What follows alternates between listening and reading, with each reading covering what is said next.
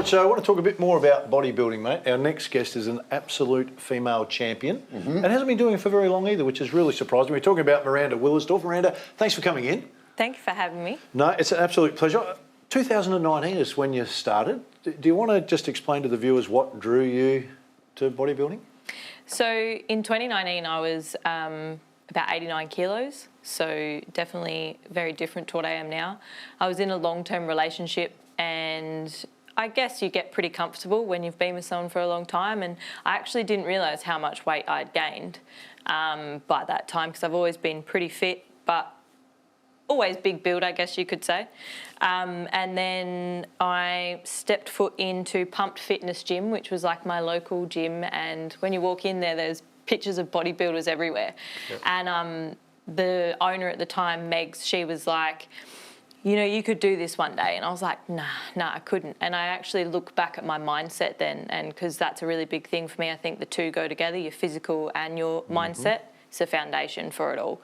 So back then I didn't believe in myself either. So I was like, nah, no way, I could never do something like that. You'd never catch me talking to myself like that now. And then I sort of went on a bit of a weight loss journey then, just slowly introduced myself to it. And I lost I got down to about 75 kilos from then in about a 2-year period. And then I separated from my long-term partner at the time and sort of went on a very different trajectory, I guess you could say, because I was with him for 7 years.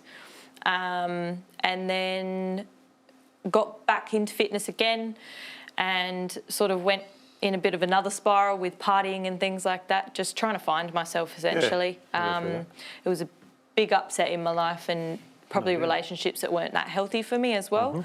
But it also turned me into focusing on my mindset and actually fixing a lot of the trauma and things like that that were broken. So I got into the gym, and in October last year, I was like, you know what? I'm changing my mindset from want to will. I don't want to do things, I will do things. And I made a commitment to myself to honour that every single day in every decision I made. And I finally decided, you know what, I'm going to compete and I'm going to do it. And it's sort of one of those moments you go from where I was. It's like if I can step on stage in that condition, that is like the ultimate goal for me at the time. So when you walked into the gym, when you said you walked into the gym, had you been to the gym before? Had you done some gym work, or did you just decide one day and look in the mirror and go, oh, hang on a minute, I need to do something here, and then went to the gym? Pretty much. Like, I'd maybe gone a little bit, but never, like, actually done it full time or, like, done it as a routine-based thing. Yeah. Because, I've always been, I guess, lifestyle fit. Yeah. So it's a light bulb moment. It's like, okay, it's time, that sort of thing. Okay. That's an interesting story. I'm interested in this part, Miranda. I'm interested in a whole lot of parts. The mindset part intrigues me because physically we get to see you and we go, wow, you've done a lot of work there. But then the mindset, and you touched on it, changing your mindset. Yep. The first competition Miranda goes in, you win a trophy, first time. But I'm interested in that moment where you have to get up on the stage for the first time and you're in a bikini in front of a whole lot of people.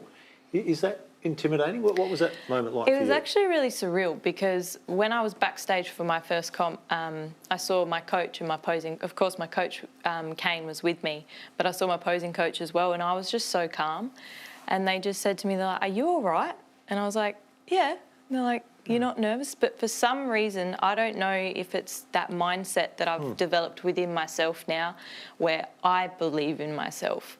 And it's that 100% you're here because you want to be here, you chose to be here, and this decision is honouring the person you are now. And I don't know if it was that made me not nervous at all, but it was like, this is my purpose and this is what I've been doing this for the last 6 months at the end of the day. Now I'm going to honour that. Well, let's talk about... belong there. That's what that means. And that's the feeling. It was, I belong it's here. Yeah, you can hear it in your voice and your tone of voice. I want the viewers to understand, because you're fly in, fly out at BHP. Yep. Miranda gets up at 2:30 in the morning. Am I right in saying this? Tell me if I get something wrong. 2:30 in the morning, prepares her food, goes to the gym, does her training, then works a 12-hour shift, and then does it again the next day. You go, what is outside of that world for you? Well, that is your world right now and you're happy. in Yeah. that space. Yeah, because it's a huge commitment. I've definitely, it's definitely had its challenges, and I'm not the only one that does that. There's plenty of people out there. But Sam touched on it before. It's one of those things that on those days where I am exhausted and I'm tired, I can't take that day off. Like if So just on that, what keeps you going? What My stops you from mindset. your mindset? So you know I have to go. Yeah. Yeah. And that's the biggest thing. If anyone ever asks me, I say, make sure you focus on your mindset before you commit to doing something like this, because that is what will give you, like, that is the difference between, I think, the success of it and the enjoyment and the love and the passion of it versus just doing it to get a body. Yeah. Because for me, I would take who I am as a person and my mindset over any physical change that I've had. Because, yes, I'm completely different, but I love the person who is sitting in front of you. And I think that's the most It's just a important great story. thing. I just love the whole story about, Oh, how you've Oh, yeah. become that person and Yeah. done it pretty much yourself. It's not like you've had other people. I'm sure, you touched on the phases you go through to get to that, but sometimes when you're old like us, you have more experience and eventually you get there. Yeah. Well, Baz never got there. Speak for yourself, white man. Yeah.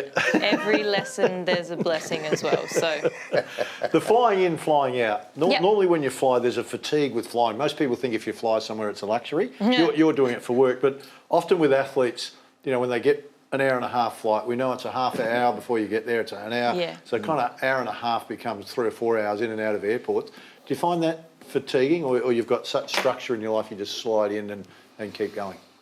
yeah, I think I'm just so used to it now. And I guess maybe fortunately it's great that my body functions high on 6 hours sleep. I can't have any more than that.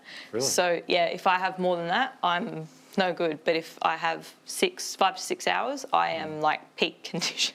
Okay. Next competition coming up for you is when? So I'll be doing one state show 2nd of October at ICN, and then I'll be heading to Nationals for ICN that next weekend, and then Nationals for A and B in Sydney on the 22nd of October. Okay, I know I'm getting the wind up, but there's a couple of questions I've got to get in. This one intrigues me. In sport, we talk about tapering for an event. Yep. Yours, and I was talking to Sam and you off here, a little bit of dieting comes into that, plus the tapering. How far out from your next event do you have to start to get really rigid on what you eat and the way you eat? Well, it sort of depends. So for my first prep, I was like 24 weeks, boom.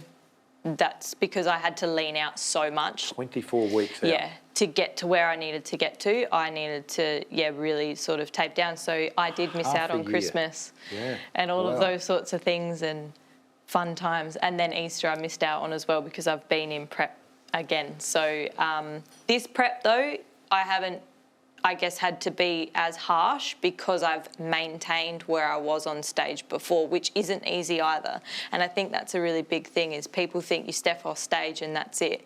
The aftermath of competing and the reverse is actually almost harder sometimes than the prep itself because you have that goal you're working towards, you have that purpose. So, yeah. What do you do on downtime? What do you do for fun? Spend time with my family. Yeah. And just do fun activities that I enjoy. I love being adventurous, so anything outdoors and active, I just love to do it. Okay. And if it doesn't support my goals and who I am, I don't do it. Hey, Miranda, we'll look forward to Great getting story. you and Great Sam story. back at some stage and hearing your story, Yeah, how that'd you be great. went on the 2nd Maybe we of can have October. some trophies as well. We'll look forward to Yeah, seeing let's those hope as so, well. Yeah. Miranda Willersdorf is our special guest. Stay with us, plenty to come.